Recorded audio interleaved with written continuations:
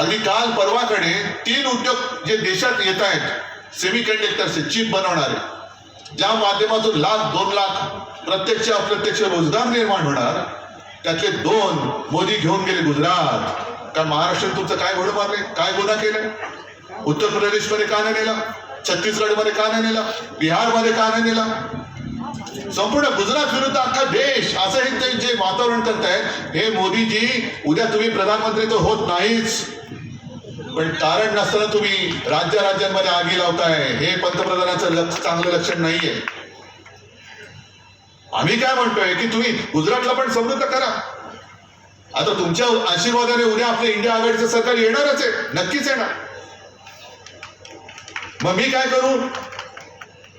आपल्या सरकारला सांगू नाही गुजरातला काही द्यायचं नाही, जे गुजरातच्या न्याय हक्काचं असेल जरूर गुजरातला द्या, पण माझ्या न्याय हक्काचं असेल ते सुद्धा तुम्ही ओरबाडून गुजरातला नेणार असेल तर याद राखा, मी मुख्यमंत्री असताना जसं तुम्हाला तुमची हिंमत होत नव्हती की महाराष्ट्र ओरबाडायची हिंमत होत नव्हती, असतील मोदीजी असतील किंवा शहा असतील, पण महाराष्ट्र ओरबाडायची त्यांची हिंमत नव्हती होत, ती आता व्हायला लागली.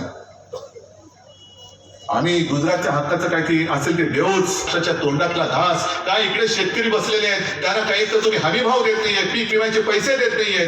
गारपीट झाली गेल्या 8 दिवसापूर्वी 15 दिवसापूर्वी, किती जणांना मदत मिळाली सांग?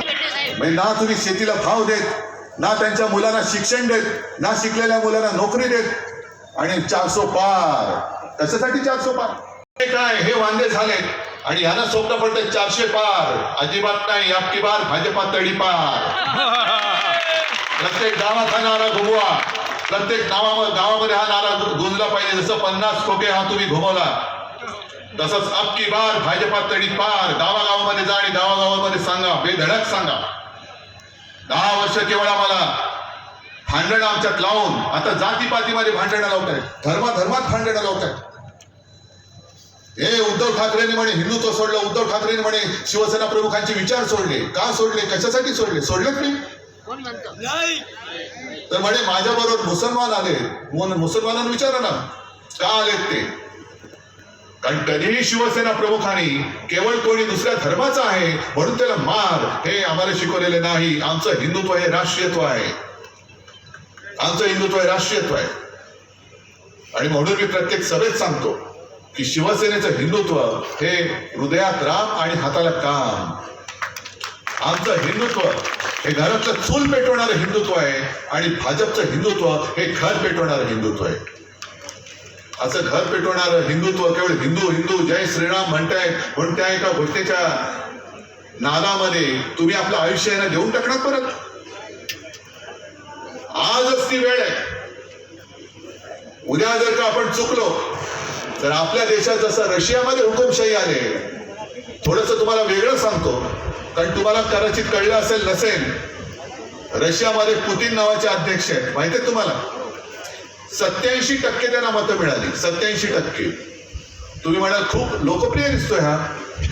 लोकप्रिय नाहीये, त्यांनी त्याचे सगळे विरोधक मारून टाकले. समोर लढायलाच कोणी ठेवलेलं नाहीये. एक तर तुरुंगात टाकले, बाकीचे देशाच्या बाहेर तडीपार केलेत आणि काही जणांचा संशयास्पद मृत्यू झालेला आहे. आता गेल्या 8-10 दिवसापूर्वी एका त्याच्या विरोधकाचा तुरुंगात मृत्यू झाला. मग त्यांना विचारलं, ते म्हणाले त्याच्यात काय म्हणे, हे तर नेहमीच असे तुरुंगात मृत्यू होताच असतात. मग असं तुरुंगात चढत राहून मरायचंय की एकदाच ह्यांना काहीतरी गाडायचंय हे तुम्ही ठरवायचंय. तुमची मुलं बाळं ही स्वातंत्र्यात जगली पाहिजेत का गुलामीत जगली पाहिजे, त्याची ही लढाई आहे. आणि ज्याप्रमाणे मी करोनामध्ये सांगत होतो, तळमळून सांगत होतो की बाबांनो मास्क घाला, घराबाहेर पडू नका कारण करोनाचं संकट आहे. आज त्याच तळमळीने सांगतोय की यावेळेला चूक करू नका, गद्दाराला मत देऊ नका कारण हुकुमशाहीचं संकट आहे. आणि मला खात्री आहे की जसं तुम्ही करोना काळामध्ये माझं ऐकलं, मला तुमच्या कुटुंबातला एक भाऊ मुलगा काय असेल ते हे मानलं, कुटुंब प्रमुख मानलं, म्हणून आपण महाराष्ट्र वाचवू शकलो. तसंच याही वेळेला तुम्हाला मी हात जोडून विनंती करतोय की कितीही भूलथापा मारल्या तरी भाडोत्री जनता पक्षाच्या नारी लागू नका.